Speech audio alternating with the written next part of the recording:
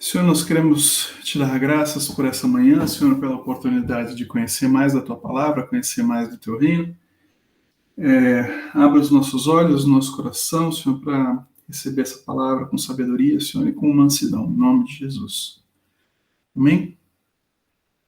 Bom, retomando, né, nosso curso, nós estamos falando de heróis desconhecidos da Bíblia. Nós começamos com o conceito de herói, tentando entender qual é a ideia do herói. Nós vimos que a ideia que nos interessa de herói é a visão de um protagonista, de uma pessoa que faz coisas relevantes e importantes, né, que as pessoas olham para ela como um exemplo, como uma pessoa que tem uma percepção que a gente pode aprender com ela, né?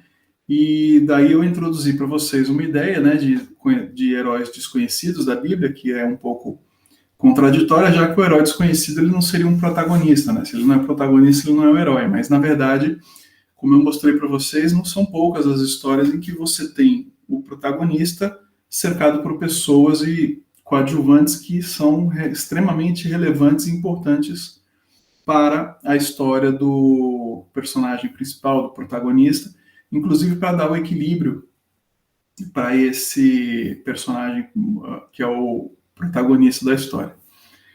E a gente discorreu, a gente andou pela Bíblia, né, encontrou o Caleb, eu mostrei para vocês como ele se relaciona ali com Josué e como ele também tem certos traços de caráter, como ele transmite também ensinamentos importantes a respeito da vida dele. Nós vimos o Boaz na relação dele com a Ruth, né, como a importância do Boaz como personagem, como protagonista, como pessoa que traduz ali a pessoa do Redentor, né, de Cristo.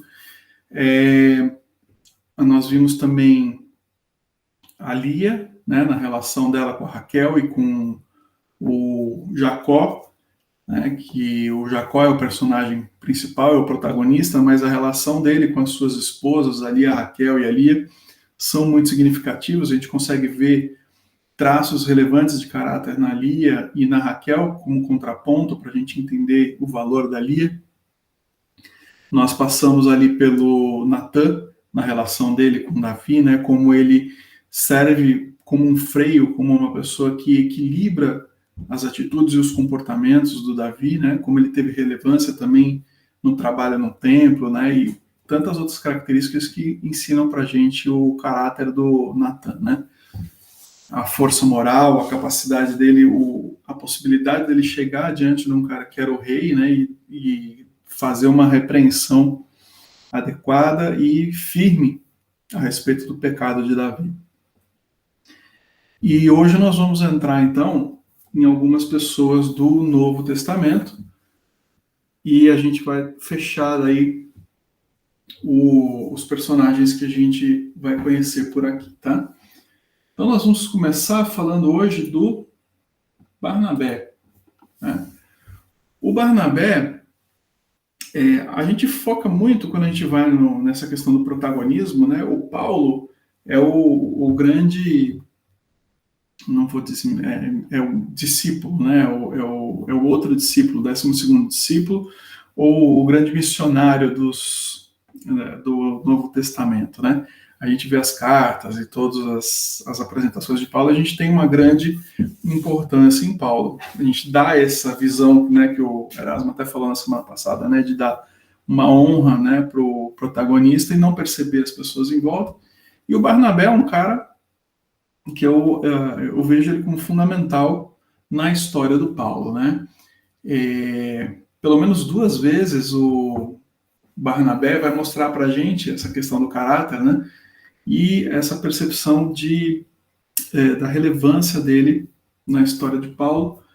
Ele vai trazer para a gente uma ideia de caráter muito interessante. Então nós vamos lá para Atos 4:36. Em Atos 4:36 nós vamos ver que... desculpa, teve uma interrupção.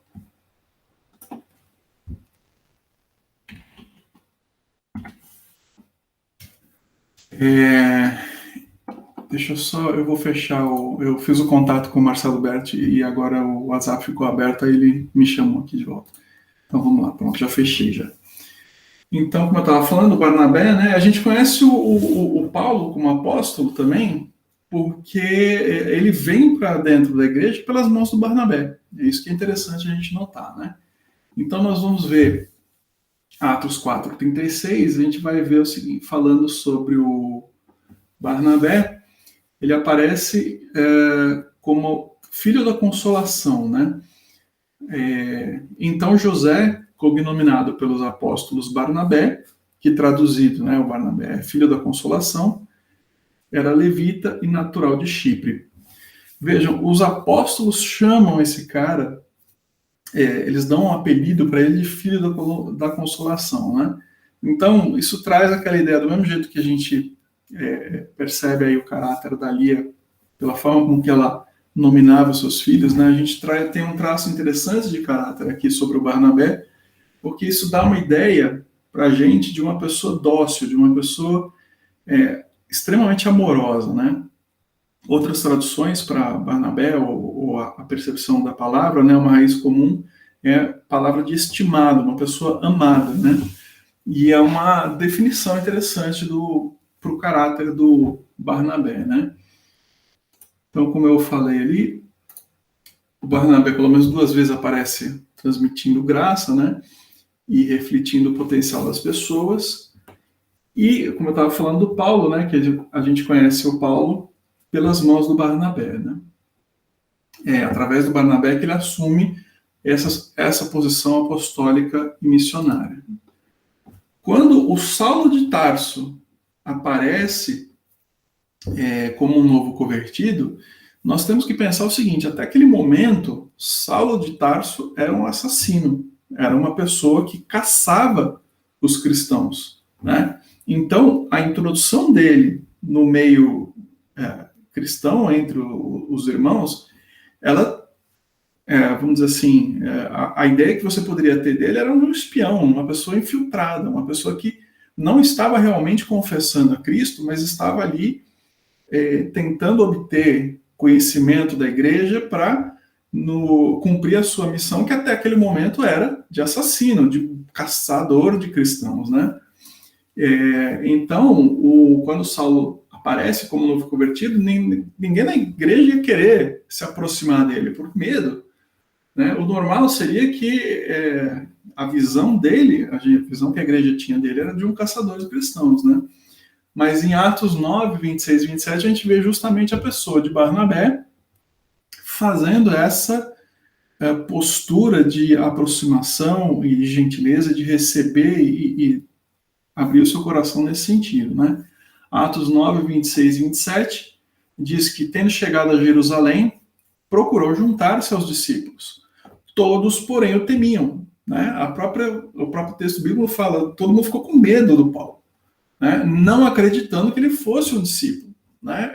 Imagina, esse cara era um assassino, um caçador de cristãos, então todo mundo estava com medo dele, né?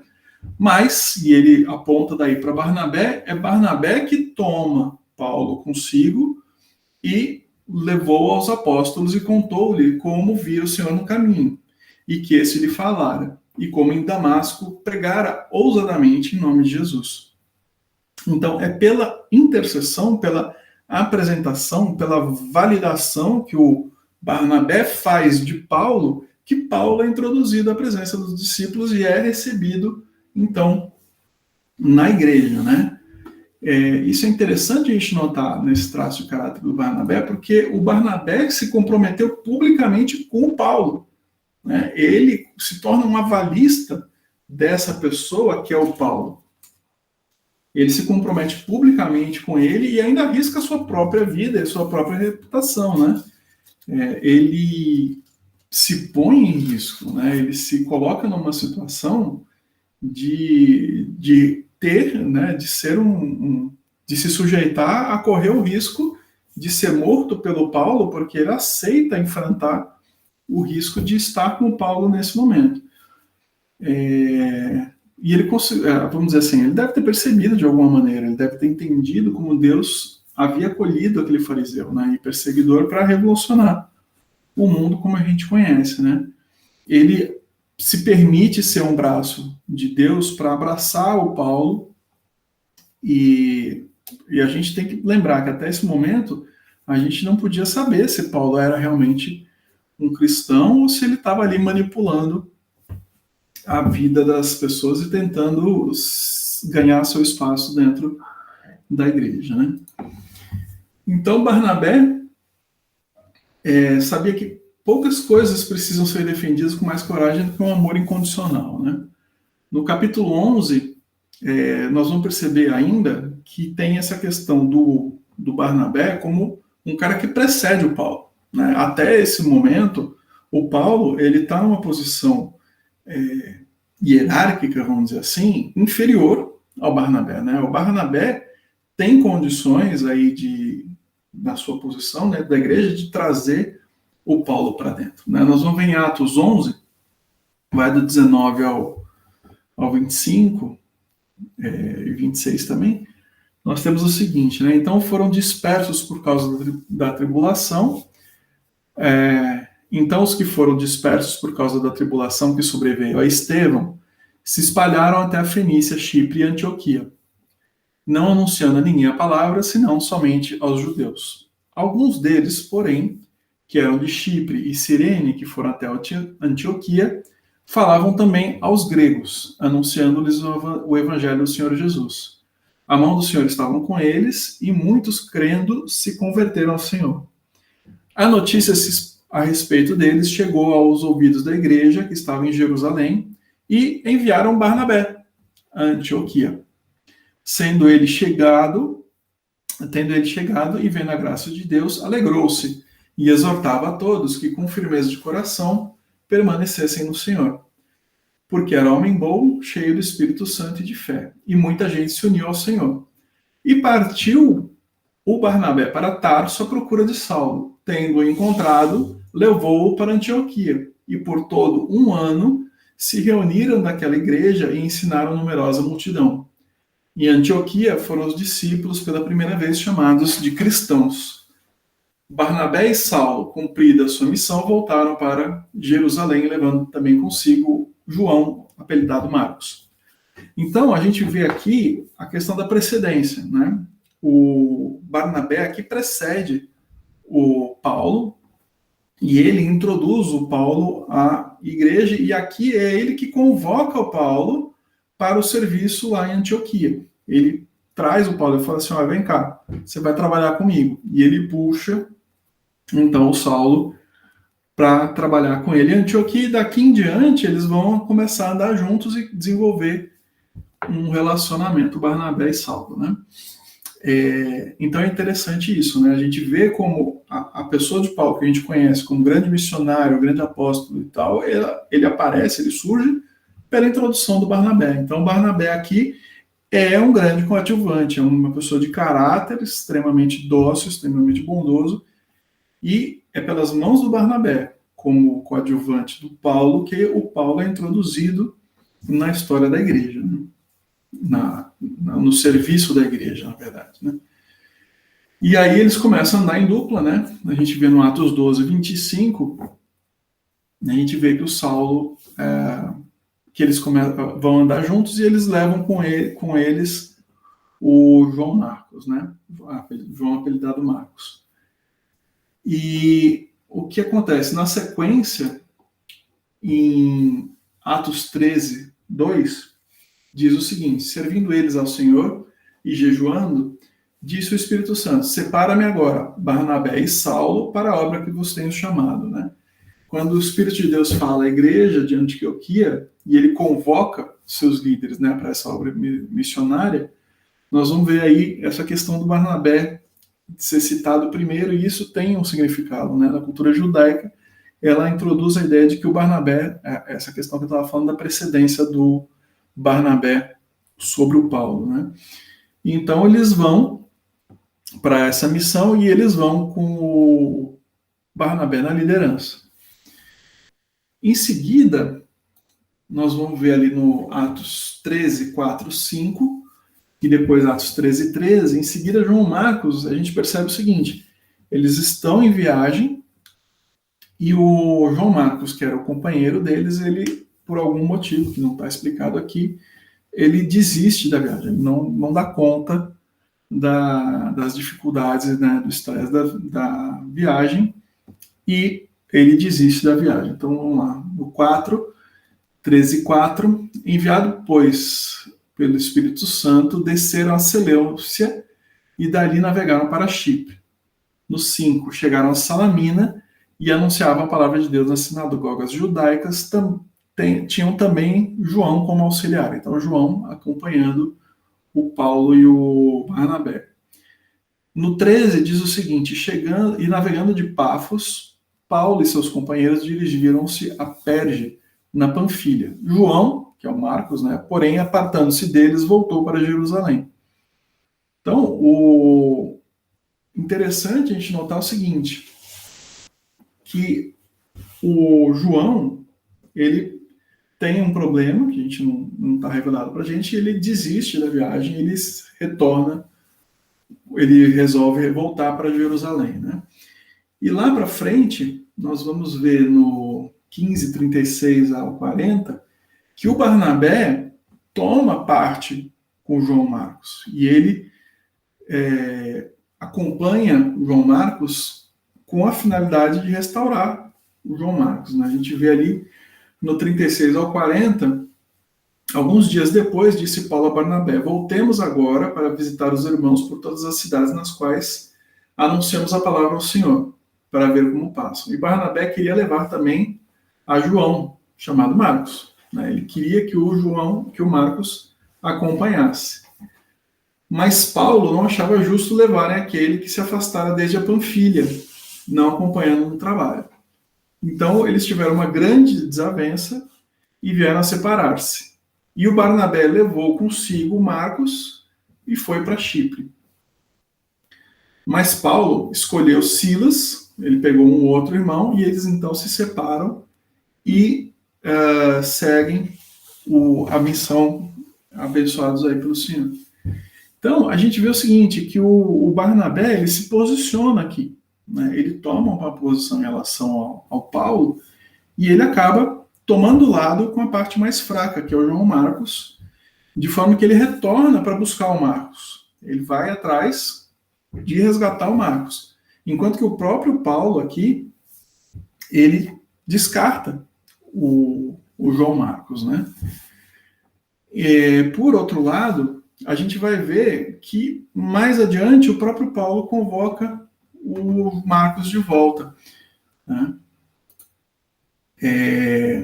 Em Timóteo, 2 Timóteo 4:11, somente Lucas está comigo, toma contigo Marcos e traze-o, pois é útil no ministério. E depois também, em Filemon, a gente vê o próprio Paulo falando a respeito do Marcos, ele fala assim: Marcos, Aristarco, Demas e Lucas, como meus cooperadores. Então, naquele primeiro momento, a gente vê o Paulo descartando João Marcos, a gente vê o Barnabé tomando lado junto com o Marcos e levando o João Marcos de volta. Possivelmente ele trata com o João Marcos a ponto de o próprio Paulo mudar de posição em relação ao João Marcos e acolher o João Marcos como um grande cooperador do trabalho, né? Então o próprio Paulo muda de posição em relação à visão dele sobre João Marcos, provavelmente por um trabalho de restauração feito pelo Barnabé na vida de João Marcos, porque ele se posicionou de tal maneira a cuidar do Marcos e levá-lo de volta, né? Então a gente vê na história aí do Barnabé como uma pessoa em quem todas as pessoas confiavam, né? Que tinha uma pessoa que traz muita graça aí. Eu entendo que Barnabé, com o que a gente está falando, né, da questão do coadjuvante, é uma pessoa que tem um caráter muito relevante, né? Ele traz uma ideia de caráter, principalmente na forma de tratar com as outras pessoas, né? De um contraste com as características das pessoas de hoje, né? Que acham que é melhor a gente julgar, né? Essa posição de julgamento, de tentar dizer quem é certo, quem é errado, né?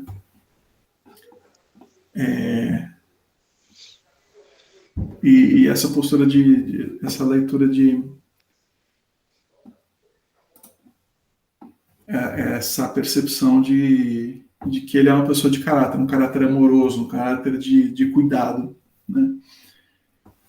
Barnabé, eu acho que ele entendeu a graça de Deus, né, de tal maneira que ele, da mesma maneira que ele foi recebido pelo Senhor, ele recebia outras pessoas, né?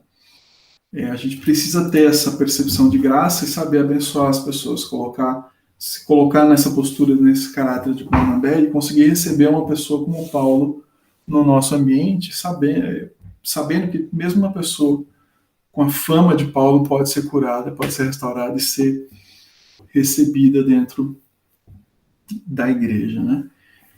Outro grupo de pessoas que a gente tem aqui, né? Outros coadjuvantes que a gente tem também relevantes aqui, a gente vai ver a Priscila e o Áquila, né?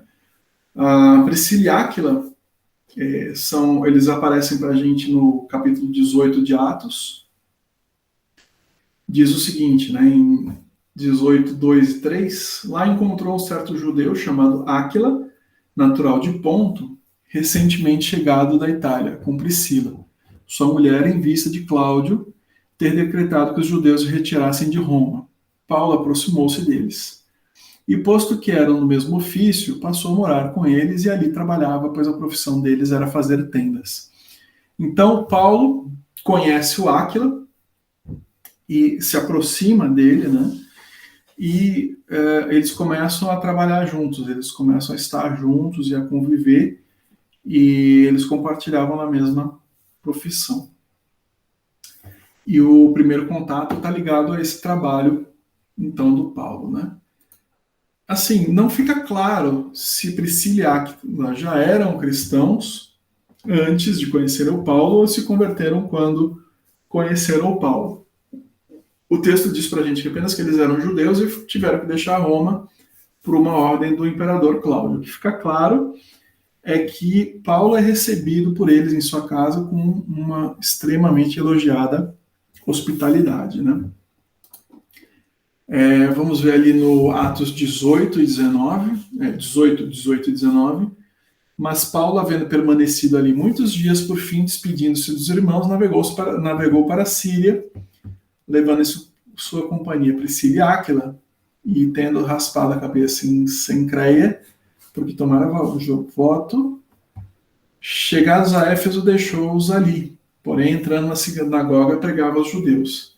Aí ele vai falar, né, da Priscila e Áquila, né? 24 a 26, nesse meio tempo, chegou Éfeso, um judeu, natural de Alexandria, chamado Apolo, homem eloquente e poderoso nas escrituras. Ele era instruído no caminho do Senhor e, sendo fervoroso de espírito, falava e ensinava com precisão a respeito de Jesus, reconhecendo apenas o batismo de João. Ele, pois, começou a falar ousadamente na sinagoga. Ouvindo, porém, Priscila e Áquila, tomaram consigo e com mais exatidão lhes expuseram os caminhos os caminhos de Deus. Lhes expuseram o caminho de Deus. Então, o Paulo deixa Corinto e o casal segue para Éfeso, junto com o Paulo, e mesmo na ausência de Paulo, eles prosseguem com o trabalho missionário, eles prosseguem com o trabalho de conhecer pessoas e falar de Jesus para as pessoas, inclusive nesse caso aqui do Apolo, né, de instruir. Que eu estava falando da hospitalidade, né, por 2 vezes o Paulo saúda o casal, né, ele lembra deles e ele fala dessa questão da hospitalidade deles, né. Romanos 16, 3 e 4 diz o seguinte: saudai Priscila e Áquila, meus cooperadores em Cristo Jesus, os quais pela minha vida arriscaram a sua própria cabeça, e isto lhes agradeço, não somente eu, mas também todas as igrejas dos gentios. Então, ele mostra, né, ele evidencia o trabalho relevante da Priscila e Áquila no sustento da igreja, né, e no 1 Coríntios 16, 19 e 20, as igrejas da Ásia vos saúdam. No Senhor, muitos vos saúdam, Áquila e Priscila, e bem essa igreja está na casa deles. todos os irmãos vos saúdam, saudai-vos uns aos outros com ósculo santo. Então ele reconhece aqui o trabalho de Priscila e Áquila e como eles recebem a igreja, eles criam um ambiente para a igreja existir na casa deles, né? O que acontece? A gente vê, então, que ainda que Priscila e Áquila não fossem os protagonistas da história, ainda que Paulo seja o protagonista da história, a gente vê que Priscila e Áquila têm um desempenho fundamental no suporte, na cooperação com Paulo para o crescimento do reino, né? É interessante a gente notar essa questão que o que eu venho falando, né, da questão do herói, né, a finalidade do herói, como o protagonismo dele, muitas vezes ele não tem a finalidade em si mesmo. O protagonismo dele é uma consequência de existir todo um grupo de pessoas, que é a Igreja de Cristo, né, que justifica a existência dessa pessoa, que ainda que seja mais proeminente, que é através dela que Deus faz o trabalho. Mas ele faz porque existem essas outras pessoas, existe a igreja que sustenta e que apoia e que coopera com essa pessoa, com esse protagonista, né? Eles estão intrinsecamente ligados, tanto o protagonista como aqueles por quem o protagonista aparece lutando, né? E Priscila e Áquila são esse tipo de presença, né? É aquela função de igreja, aquele cuidado, um ambiente onde o Paulo pode encontrar respaldo para estar no mundo como missionário, né? Essa função daí da Priscila e Paulo que eu acho que é relevante a gente conhecer como coadjuvantes do trabalho do Paulo. E eu vou falar agora também, a gente acaba voltando aqui no Antigo Testamento, porque nós vamos falar de uma pessoa que é o Naamã, né?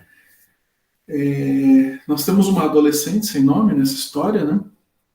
E o protagonista, na verdade, do livro é o Eliseu, né? Quem está na sequência aqui, como profeta, como pessoa importante da história, é o Eliseu.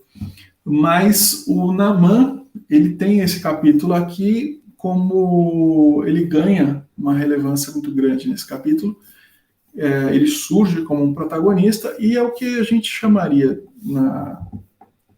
nas histórias, na literatura, o Naamã seria o tipo do anti-herói, né? Por quê? Porque ele tem todas as características que são contrárias àquilo que você esperaria do protagonista, né? Do grande herói aqui, né?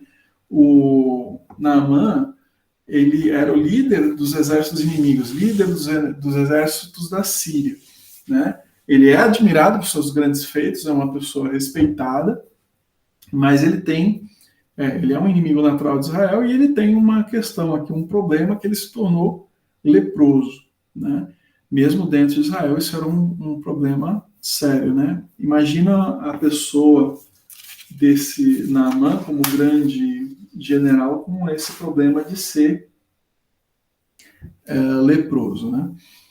Então nós vamos ver na 2 Reis 5, de 1 a 14, a gente vai ler o seguinte, né? Naamã, que era o comandante do exército do rei da Síria, era grande homem diante do seu senhor e de muito conceito, porque por ele o Senhor dera vitória à Síria. Ele era herói de guerra, porém leproso. Então, o texto nos diz aqui que o Senhor, né, deu a vitória ao rei da Síria através do trabalho do Naamã, que era um cara muito considerado, muito respeitado, mas que caiu em desgraça por ser leproso, né? Saíram as tropas da Síria, da terra de Israel, e levaram cativa uma menina que ficou a serviço da mulher de Naamã. Disse ele à sua senhora: tomara o meu senhor, estivesse diante do profeta que está em Samaria. Ele o restauraria da sua lepra. Ele está falando aqui do Eliseu, né? Então foi Naamã e disse ao seu senhor. Então foi Naamã e disse ao seu senhor, que é o rei da Síria: assim falou a jovem que é da terra de Israel. Respondeu o rei da Síria: vai e enviarei uma carta ao rei de Israel. Ele partiu e levou consigo 10 talentos de prata, 6.000 ciclos de ouro e 10 vestes festivais. Levou também ao rei de Israel a carta, que dizia: logo em chegando a ti essa carta, saberás que eu te enviei Naamã, meu servo, para que o cures da sua lepra. Tendo lido o rei de Israel a carta, rasgou as suas vestes e disse: acaso sou Deus com o poder de tirá-la a vida ou dá-la para que envies a esse homem para eu curá-lo de sua lepra? Notai, pois, e vede que procuram pretexto para romper comigo. Ouvindo, porém, Eliseu, homem de Deus, que o rei de Israel rasgara suas vestes, mandou dizer ao rei: por que rasgaste suas vestes? Deixa vir a mim e saberá que é profeta em Israel. Veio, pois, Naamã com seus cavalos e carros e parou à porta da casa de Eliseu. Então Eliseu mandou um mensageiro, dizendo: vai, lava-te 7 vezes no Jordão e tua carne será restaurada, e ficarás limpo. Naamã, porém, muito se indignou e se foi, dizendo: pensava eu que sairia ele a ter comigo. Por-se-ia de pé, invocaria o nome do Senhor seu Deus, moveria a mão sobre o lugar da lepra e restauraria o leproso. Não são, porventura, Abana e Farfar, rios de Damasco, melhores do que as águas de Israel? Não poderei eu lavar-me neles e ficar limpo? E voltou-se e foi com indignação. Então se chegaram a ele seus oficiais e disseram: meu pai, se houvesse dito o profeta alguma coisa difícil, acaso não farias? Quanto mais, já que apenas te disse: lava-te e ficarás limpo. Então desceu e mergulhou no Jordão 7 vezes, consoante a palavra do homem de Deus, e a sua carne se tornou como carne de uma criança e ficou limpa. Então a gente vê nesse texto, a gente vê o Naamã frente ao Eliseu. O profeta, ele poderia simplesmente curá-lo, ele poderia chegar lá e falar assim: ó, tá curado, que é o que o Naamã esperava dele, que ele fizesse algum tipo de salamaleque e curasse com algum passe de mágica, com alguma coisa mais, vamos dizer assim, mais show, assim, né? Mas ele acabou, no fim, se sentindo menosprezado pelo profeta, né? Que ele se achava como uma pessoa de extremo valor, né? Que deveria ser tratado com uma reverência, ainda mais por um povo que foi subjugado por ele, né? E, no fim, ele aceita a intervenção dos seus generais, que vão lá e falam: olha, veja o seguinte, se ele tivesse pedido para você fazer uma coisa bem complicada, dar 3 voltinhas, dar 3 pulinhos, se cobrir de areia, uma coisa bem mirabolante, você ia ter feito, né? Por que não fazer a coisa simples que ele falou, que é entrar no rio e se lavar, né? E aí ele aceita, né? Ele se submete e ele aceita essa palavra e ele entende e se cura da lepra quando ele se submete, quando ele se humilha perante o profeta, perante a palavra de Deus, perante a ordem que Deus deu para ele. Quando a gente lê esse texto e a gente olha para o que vem falando de Eliseu, e quando a gente vê a história daí do Naamã, e a gente vê essa questão do protagonismo que eu venho falando, a gente vê a interação dos dois, a gente vê a questão do Naamã servindo de contraponto ao Eliseu, e a gente vê um ensino aqui sobre respeito, sobre a questão do valor da pessoa, né? E como a pessoa que se sente numa autoridade, né, precisa aprender a se humilhar perante a mão poderosa de Deus para aceitar a cura, aceitar a restauração de Deus, né? E um monte de coisas que a gente pode aprender nessa relação aqui de Naamã com Eliseu. Mas o que eu quero chamar a atenção aqui nesse texto não é tanto para a pessoa de Naamã com o relacionamento dele com Eliseu. É claro que o Naamã aqui, como coadjuvante do Eliseu, tem uma série de coisas que a gente pode perceber de ensino e receber. Mas, para mim, o grande motor dessa história, para mim, o que realmente me toca nessa história é essa adolescente, essa pessoa, essa menina de que o texto fala em relação ao Naamã. A ação caridosa dessa jovem, uma escrava hebraica, né, cujo nome nem aparece, nem é mencionado, né, para mim, ela é impressionante. Para mim, a forma com que ela se posiciona, né? Aquela adolescente, se a gente for ver, se a gente for pensar a respeito dela um pouco, né? O texto diz que ele tinha sido trazido ao serviço de Naamã justamente pela conquista da Síria sobre Israel, né? Ela tinha todos os argumentos para ser uma pessoa infeliz. Ela era uma escrava, ela foi levada para longe do seu povo, né? E a sua vida, vamos dizer assim, ela não, como escrava, como serva, né? Ela deixa de ter uma importância para a vida de outras pessoas, né? A gente lê pelo texto que ela foi levada cativa pelo comandante do exército sírio. Depois das batalhas, né? Depois da vitória que Naamã teve sobre Israel.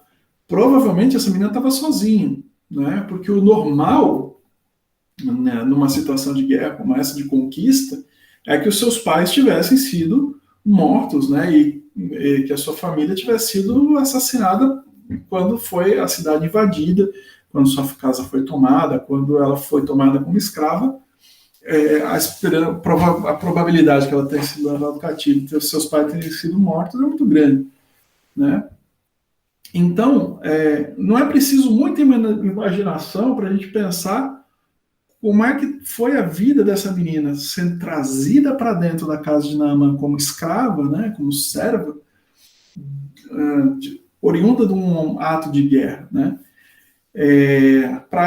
Não sei, para mim a vida ia perder totalmente um significado, né?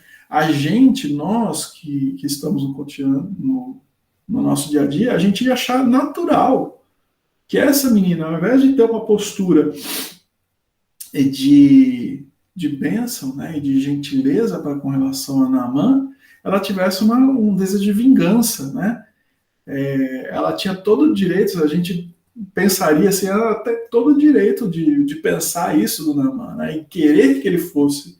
Ninguém teria condenado essa adolescente se ela tivesse esse tipo de pensamento em relação a Naamã, né? Mas a gente vê que não é isso que ela faz. De uma maneira sobrenatural, ela entendeu o propósito, né? O propósito de vida daqueles que amam a Deus é abençoar outras pessoas, porque é essa a atitude dela, né? Apesar dela estar longe de casa, ela continua na sua ligação com Deus a ponto de, apesar de tudo aquilo que ela tivesse passado, né? Ao invés dela pedir uma justiça divina sobre o Naamã, ao invés dela esperar uma destruição, ela pesar a mão e falar assim, bem feito, tá leproso, você mereceu, né?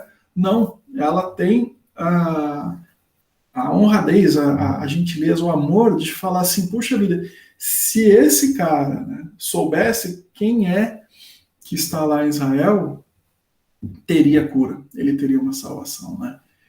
E eu acho isso daí sensacional, né? Ela não permitiu que a amargura e o ódio a dominassem, né? A nossa leitura imparcial, né, é de que Naamã estaria sofrendo como leproso as consequências de servir como inimigo de Israel, né? Então a gente acha natural isso, né, de ter essa consequência, né? Mas a posição da menina, né, foi de muita graça, muita compaixão, né? Para poder virar para a esposa do Naamã e trazer essa palavra, né? Dizer que havia o rei, havia um Deus em Israel que fosse capaz de curá-lo, né? Ninguém pediu para ela, né? Ela poderia ter simplesmente passado isenta, né? Ela poderia ter ficado fora da história. Se ela tivesse ficado calada, né? Ela teria pesado sobre a vida do Naamã e não haveria resgate para ele, né? Mas não, ela se posicionou, ela teve uma atitude, um grande feito, né? Um ato de protagonismo aqui muito importante, né? Ela trouxe graça para a vida do Naamã, do seu inimigo, né? E graças a esse desejo de abençoar, né, quem a viu ferido, que é a gente vê o poder de Deus sobre a enfermidade do Naamã e essa submissão e toda aquela história que a gente consegue aprender com Naamã, na verdade, nasce das mãos dessa moça, né? E a gente não sabe nem o nome dela. A gente não tem nem o nome dela para falar assim, puxa vida, essa moça é tal, tal, tal, tal pessoa. Mas ela traz uma lição mais importante do cristianismo, né? Que a gente não deve ter inimigo. A gente não tem inimigo, né? Pela palavra. E isso é difícil da gente entender, né? A gente precisa lembrar que nós somos herdeiros da bênção, que nós temos que abençoar outras pessoas, né? Nenhum ser humano é nosso inimigo, né?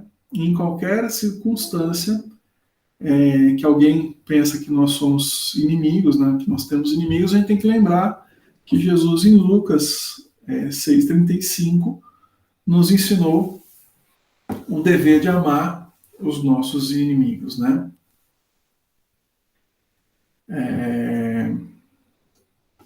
Aí nós temos Romanos 12:20. Deixa eu achar aqui, peraí, eu não fiz a anotação dessa.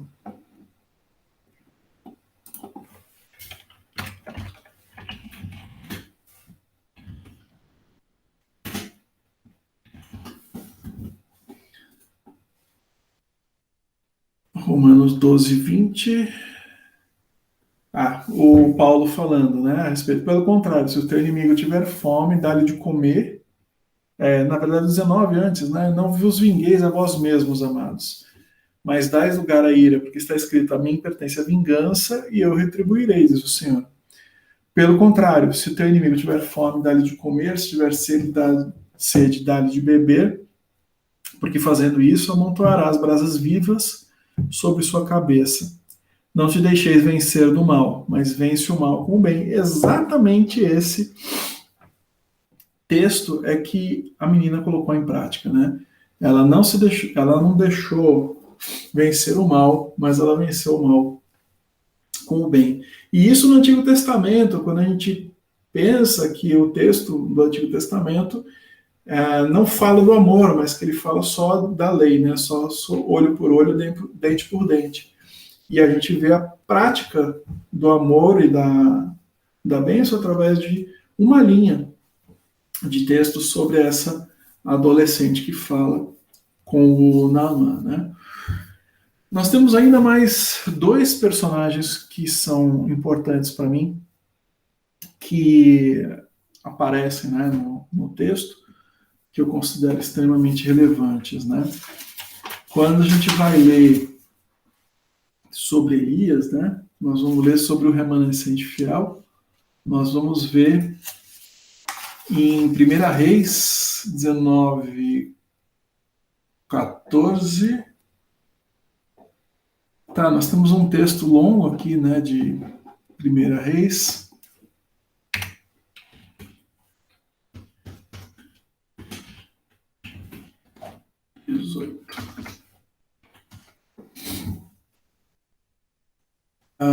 Elias, né, é um grande herói, um grande protagonista, né, no Antigo Testamento. É um homem admirável, é um cara fantástico, né, um grande profeta, afrontou os homens de Baal. Ainda assim, é um cara extremamente humano, né?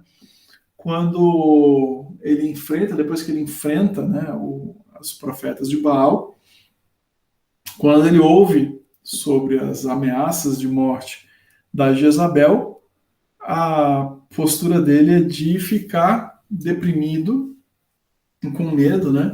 E ele então se recolhe e se esconde da presença da Jezabel. Nós vamos ver lá do 20 ao 40, no 18, 20 ao 40, sobre Acabe, né, a confronto de Elias, né, e os profetas de Baal. Quando ele derrota daí os profetas de Baal, quando chega no 19:1, 1 a 8, né, quando Jezabel fica sabendo, ela manda um mensageiro para Elias dizendo: olha, eu vou matar você, né? E o Elias, ao invés de... Ele tinha acabado de derrotar todos os profetas, né, de Baal. ele tinha acabado de ver uma ação poderosíssima de Deus, né? E ele se deixa levar por uma depressão e acaba se recolhendo, se afasta e se esconde, né, na caverna. E ele sai, então, e se esconde. E aí Deus surge para ele e fala com ele, né? Vamos lá. No 19:14, ele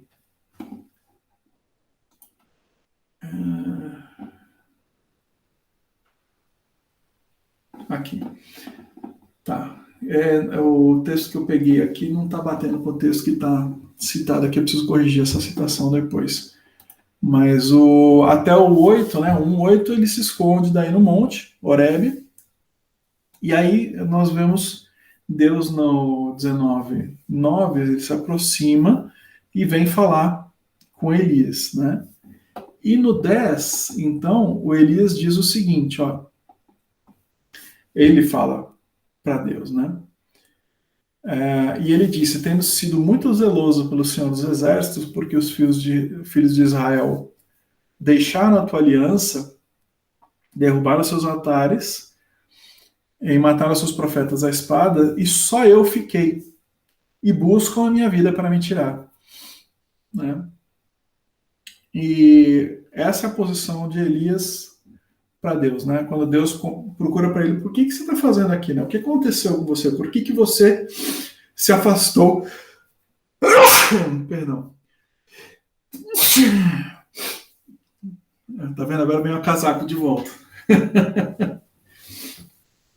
Ele vai, agora ele volta para parar de espirrar. Então, no 19:9, né, Deus aparece para ele na caverna, e 19:10, o Elias responde para Deus. Ele fala, olha, eu fiz isto, fiz aquilo, eu defendi a sua palavra, eu lutei, mesmo assim o povo matou os seus profetas e só eu fiquei, né? Então a percepção que o Elias tem é que só ele foi fiel, só ele que estava lá fiel à palavra, defendendo a palavra de Deus, né? Só eu fui zeloso e agora a Jezabel vai me matar, né? E aí a gente vê no 11, né, ao 13, né, Deus se apresenta, então, ele volta, né, a falar com Elias e ele diz o seguinte,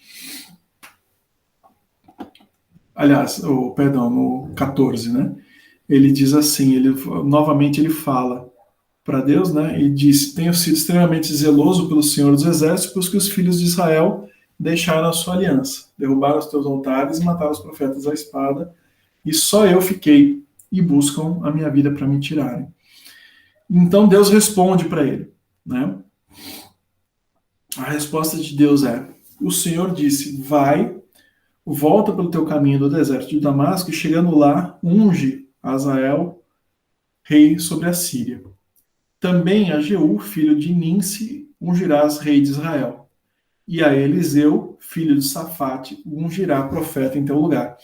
Então, Deus está destituindo aqui, né, o Elias como profeta, vai colocar Eliseu por profeta, que a gente já viu a história dele aqui rapidinho sobre Naamã, e ele também troca o rei da Síria e troca o rei de Israel.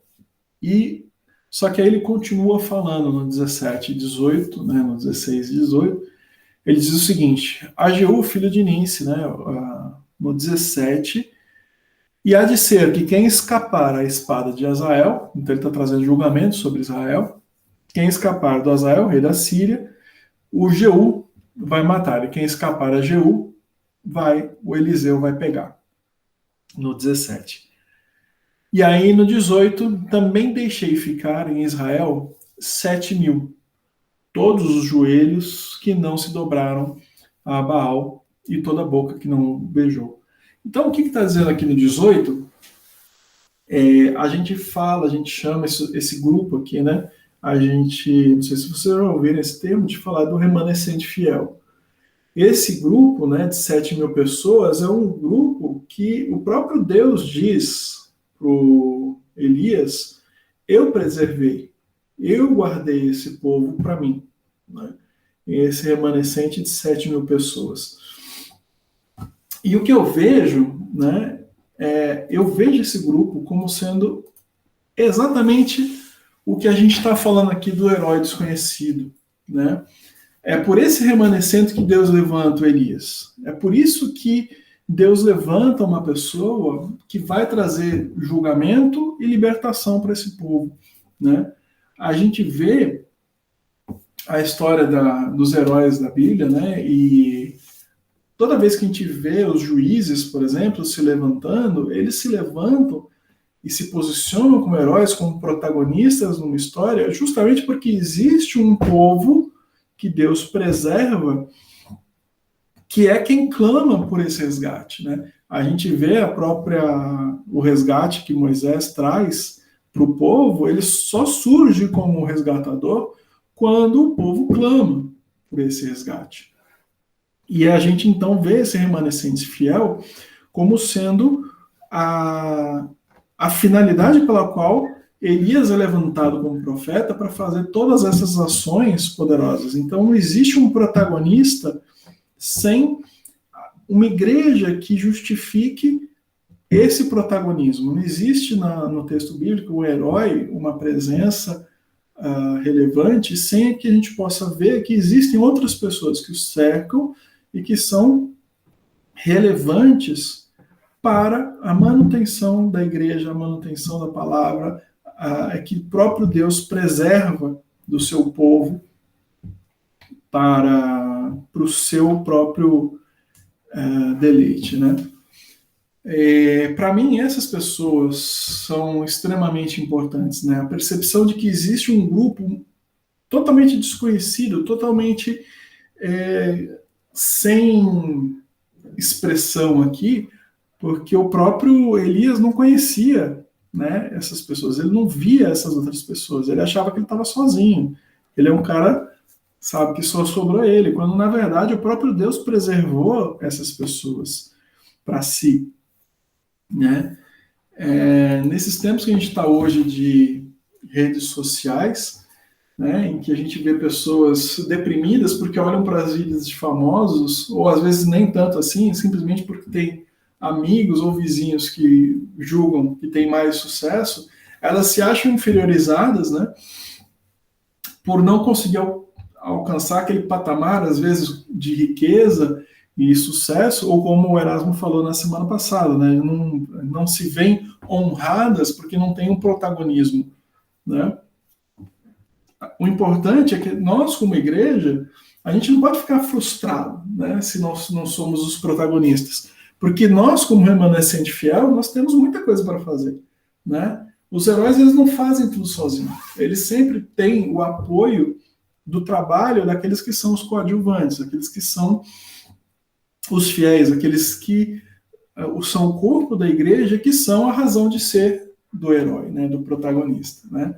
Na verdade, se a gente for ver pelo texto de Juízes, quanto mais apoiadores, quanto mais as pessoas, quanto mais a própria igreja se aproxima de Deus, menos é necessário um protagonista, uma pessoa que lidera, uma pessoa que está nessa posição de resgatador do povo, né? O texto de Juízes é bem assim, uma hora o povo se afasta, Deus levanta, então, uma pessoa que lidera, que conduz o povo. Quando o povo se aproxima, então, de Deus, esse líder, ele deixa de ser relevante, porque todos os crentes, a igreja está disposta a seguir Deus. Só quando eles se afastam é que ele tem que levantar um protagonista, uma pessoa que vai puxar esse grupo de volta para o caminho, né? Então, a gente vê que nem todos são heróis, nem todos vão ser heróis da fé, nem todos nós temos que ser, nós não somos obrigados a ser protagonistas o tempo todo, em todo o tempo, né? E a gente não pode se frustrar por não ser um protagonista. Mas todos nós somos parte valorosa desse remanescente fiel, dessas pessoas que tem que deixar para os nossos descendentes um legado de fidelidade à palavra e aos mandamentos de Deus, né? A função desse remanescente fiel é continuar fiel à palavra e levar isso para a eternidade, gerando filhos, gerando famílias que seguem essa palavra, né? Eu acho que muitas vezes a gente dá essa questão de relevância para os protagonistas, para aquele que é o principal, e acaba esquecendo da função nossa como igreja, né? Todo mundo quer esse protagonismo, todo mundo quer essa honra, mas a gente tem que entender como o valor de ser igreja, o valor de ser um contribuinte, de ser uma pessoa que suporta a igreja, que suporta muitas vezes um pastor que tem o protagonismo, né? Se a gente fica todo mundo procurando honra e protagonismo, né, nós seremos uma igreja só de pastores e não de ovelhas, né? E enquanto que a igreja é de ovelhas, é de pessoas que contribuem e cooperam para o trabalho do crescimento dessa igreja, né? Por isso que eu pessoalmente não almejo grandes feitos, eu não tenho essa percepção de, eu quero fazer grandes coisas, grandes honras, né? O meu alvo, né, o que eu almejo para minha como profissão de fé, né, é que a minha família possa ser lembrada como a família dos recabitas, né? O texto ali em Jeremias, que para mim esse é o último grupo aqui de heróis desconhecidos que eu entendo, né, são os recabitas, né? O Jeremias 35, 1 a 19, para mim é um testemunho de fidelidade de uma família toda aos mandamentos de Deus, né? Quando lá em Jeremias ele fala, a palavra do Senhor veio a Jeremias, né? E aí ele fala, levei a casa do Senhor, e ele fala, ele vai falando, ele diz o seguinte sobre os recabitas, né? Disseram, não beberemos vinho, porque Jonadab, filho de Recabe, nosso pai, nos ordenou, nunca jamais bebereis vinhos, nem vocês nem os vossos filhos. E aí ele vai falando, obedecemos, pois, a voz de Jonadab, filho de Recabe, nosso pai, né? E a palavra do Senhor diz o seguinte, então veio a palavra do Senhor a Jeremias dizendo, assim diz o Senhor dos Exércitos, vai e diz aos homens de Judá, acaso aceitareis a minha advertência e obedecerem as minhas palavras? As palavras de Jonadab, filho de Recabe, que ordenou aos seus filhos não bebessem vinho, foram guardadas. Até o dia de hoje não beberam, obedecendo às ordens de seus pais e a mim. E ele contrasta, né, com o povo desobediente, né? E ele chama o povo à conversão. Então, eu acho que sim, a questão aqui do Recabe não é tanto pela o deixar de beber vinho, não que isso seja relevante aqui para mim, a questão do tomar ou não vinho, mas para mim o que Deus está exaltando, o que ele está dizendo, olha, esse pessoal do Recabe, os recabitas, eles vão ter um nome pela eternidade, para mim, é justamente pela fidelidade, né?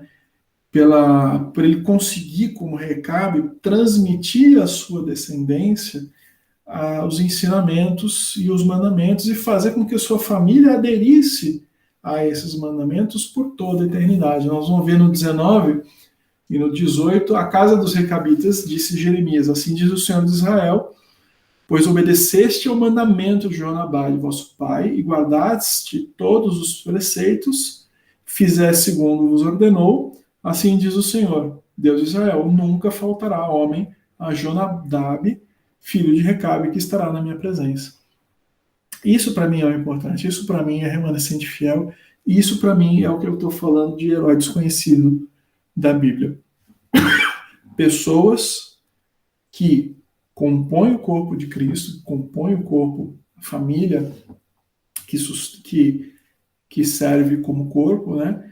E que consegue transmitir esses mandamentos, esses ensinamentos por toda a eternidade pelos seus filhos. É isso que eu acho que Deus está valorizando aqui, dizendo que por isso os recabitas vão ter a eternidade na presença de Deus, né? Isso que eu valorizo e eu acho que é isso que é a ideia desse curso, falar da importância de pessoas da igreja que não são protagonistas, mas que têm papel fundamental na preservação da palavra e do reino. É isso. Se quiserem comentar alguma coisa, a gente acabou até um pouco antes. Essa questão do tempo, né, a mudança do tempo, a gente não tem intervalo, né, de curso em relação ao curso presencial. Se eu não tivesse incluído Lia no texto, a gente teria acabado já na outra semana, na terceira aula, né? Enfim, se vocês quiserem abrir o áudio, quiserem conversar alguma coisa, a gente já pode encerrar já. Tomei muitas notas aqui. Legal. Que a aplicação acho que se dá em todas as áreas de nossa vida, né? No trabalho, nessa competição que tem no trabalho, às vezes, né? As pessoas querem competição, ser né? ou acham que você deve ser a protagonista, quando você, na verdade, gosta de ser o Robin, né? Exatamente. E sendo o Robin e ajudando o teu líder, né? Então tem que... Acho que foi muito importante para mim. Dá para aplicar também com questão de marido, né, esposa, né? A gente vê esse feminismo exacerbado, dizendo que a mulher deve ter uma posição de relevância em relação ao marido, etc. Né? Também isso, para a Bíblia, isso é balela, isso é conversa. Né? Cada um na sua posição. Não importa, a questão aqui não é a honra, não é quem é que tem a honra, né? Mas a questão para mim na Bíblia é que cada um tem a sua função e exerce com lealdade, né? Com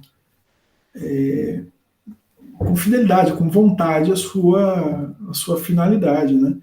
É o que eu estava falando, se todo mundo for procurar honra, né, a gente vai ter uma igreja só de pastores, né? Ou no trabalho que você está falando, né? A gente vai ter um trabalho só de chefes, né? Você sabe que no trabalho um dos grandes problemas que você tem são chefes incompetentes, não porque eles não sejam bons, é que a pessoa se prepara, às vezes uma pessoa ela é tecnicamente muito hábil, mas conforme ela vai crescendo no trabalho, ela chega num determinado nível que ela não pode mais atuar tecnicamente, porque senão ela não cresce mais. Ela passa a atuar como administradora, e de repente como administradora ela não é tão boa como técnica. Então ela se desenvolve como chefe, como líder, como administrador, quando se ela tivesse sido permitida crescer na sua carreira como técnico, ela teria sido muito mais útil, muito mais relevante para a empresa do que como administrador propriamente dito, né? É uma coisa similar, né? As pessoas todas almejam alguma coisa, né? Uma liderança, uma chefia, uma posição de protagonismo, muitas vezes só porque essa posição é mais bem paga. Quando, na verdade, a pessoa não necessariamente se daria bem, se estaria satisfeita e feliz naquela posição de liderança. Né? De repente, ela poderia estar muito feliz e muito mais eficaz se ela fosse uma pessoa meramente técnica. O mesmo se aplica dentro da igreja, né? De repente, as pessoas ficam almejando crescimento, aparecer, e ser relevante, ser conhecido, aparecer lá na frente, quando, na verdade, a nossa função dentro da igreja é ser corpo, né? Não é o que o Paulo fala, né, sobre o corpo, né? Uma mão fala para a outra o que ela tem que fazer, né? As duas andam juntas, né? Não tem... o corpo é uma coisa só, ele tem que andar em cooperação. Nem todo mundo é cabeça. Abençoar, transbordar graça, né? Às vezes na igreja é o lugar que você menos encontra graça, muitas vezes, né? Animar, ser encorajador, né? E o contrário, vamos dizer assim, a minha ideia aqui é afastar também a ideia de frustração da pessoa que não obtém essa honra. Porque muitas vezes a pessoa não alcança isso e fica naquela frustração, pensando que a vida dela é inútil, ou que ela não alcançou seus objetivos, aquela coisa assim de... Você tem muito coach hoje em dia, né, no mercado, dizendo que você tem que ir lá e alcançar os seus objetivos, e conquistar, e fazer isso e aquilo outro, quando na verdade a gente vê um monte de pessoas frustradas que de repente se estivessem fazendo as coisas do cotidiano, já estariam fazendo um grande trabalho, né? levar seus filhos para a igreja, para a escola, sentar com eles e estudar é uma coisa relevante, e aprender da palavra e repassar essa palavra para os seus descendentes é muito mais do que simplesmente você ser o chefe, ou ser o líder, o grande cara, né? E isso não deveria frustrar as pessoas, deveria ser uma fonte de satisfação e de reconhecimento, né? A questão, né, Felipe, que é interessante, vários exemplos aí, a riqueza dos exemplos que você trouxe, né, o fundamental é que muitas vezes a gente foca muito em nós mesmos, né, e não no propósito de Deus. Então, por um lado, ou você foca demais em você mesmo, pelo potencial que você acha que tem, e bota os pés pelas mãos fazendo coisas segundo a sua capacidade, se achando, né, ou você se retrai, achando que você não é capaz de fazer nada, né? Olha para os outros e vê, pô, eu não consigo alcançar o que esse cara faz, né? E aí são dois opostos com o mesmo problema. A gente está olhando para si mesmo e não está olhando no propósito de Deus, né? Quando Elias se esconde lá na caverna, Isso. Deus vira para ele e fala: Elias, o que você está fazendo aqui? O que você está fazendo aí? Que diabo você está fazendo aqui nesse lugar, né? Eu tenho um propósito para você, né? Volta, vai. E ele foi longe, né? Porque ele saiu lá onde estava no Monte Carmelo e foi para Horebe, que são 450 quilômetros, sei lá, dá 40 dias de viagem, né? Então ele foi lá para o Sinai, né? Imagina que extremo que chegou, né? Por isso que Deus perguntou para ele: o que você está fazendo aqui, Elias? E tem a questão, a percepção dele, né? Só eu sobrei, só eu sou fiel, né? Então, vontade de falar assim, cara, pera um pouquinho, né? Como assim? Só você. E aí Deus dá na cara dele e fala assim, cara, eu guardei 7.000. Não foi você, fui eu, Deus, guardei 7.000 daqueles que não se dobraram a Baal, né? Então, se você está fazendo esse trabalho de pregar e lutar e batalhar com os profetas de Baal, é porque eu preservei 7.000. Né? Eu costumo falar, né, quando a gente lê a respeito do dilúvio e de Sodoma e Gomorra, que são dois momentos de julgamento, né? Você vê que no dilúvio, né, só sobrou a família de Noé. Não tinha mais ninguém que justificasse existir a salvação, né? Ou salvação não, né? De preservar aquele grupo, né? Aquelas pessoas. E quando você tem Sodoma e Gomorra, você tem uma conversa do Abraão com Deus, né? Falando assim, mas e se forem 50, e se forem 20, né? E ele vai reduzindo o número até que Deus para e fala, ele não continua, né? Não continua descendo a quantidade de justos que ele consideraria suficiente para manter a cidade, né? E a gente não sabe o tamanho, então, de Sodoma e Gomorra para falar assim, não, existe um número, existe uma proporção. Eu acho que existe. Existe um número que Deus fala assim, olha, até tanto eu estou preservando a galera. Daqui em diante é melhor eu resgatar o que sobrou aqui do que deixar e manter nesse povo, né? Então, quando ele chega nesse número, né, se realmente fosse só o Elias, né, era melhor ele ter limpado tudo, vamos começar do zero aqui, como ele muitas vezes falou para Moisés, né, falou assim, cara, esse povo aqui se perdeu, não adianta, eu vou começar uma história nova aqui com você, né, não vai ter jeito, né.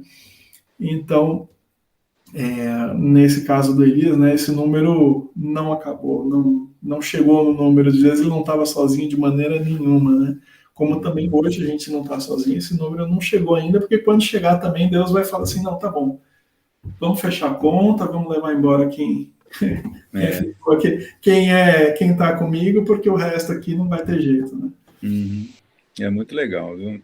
Até assim, né? A gente vê que dá para pensar bastante no curso que você falou, que a Bíblia tem a perspectiva dos protagonistas, tem a perspectiva dos coadjuvantes, né? E tem a perspectiva dos desprezados também, né? Também. Tamar, Raabe, Maria Madalena, tem uma turminha dos desprezados. E Deus faz uma espécie de equalização, né? Ele traz pontos de honra da Tatamar, por exemplo, né? Que na geração está descrito lá na genealogia de Jesus, de Raabe. Então é para provar, né? Para mostrar que não é pela capacidade humana, pelo mérito humano, é pela graça dele, né? Então é importante a gente, porque existe um paradigma na nossa cabeça, né, que realmente é isso, a honra está associada ao protagonismo, e a Bíblia ela mostra claramente os problemas de cada um, né, sejam eles protagonistas, coadjuvantes ou desprezados, e também o lado bom, né, desse pessoal todo também. Interessante.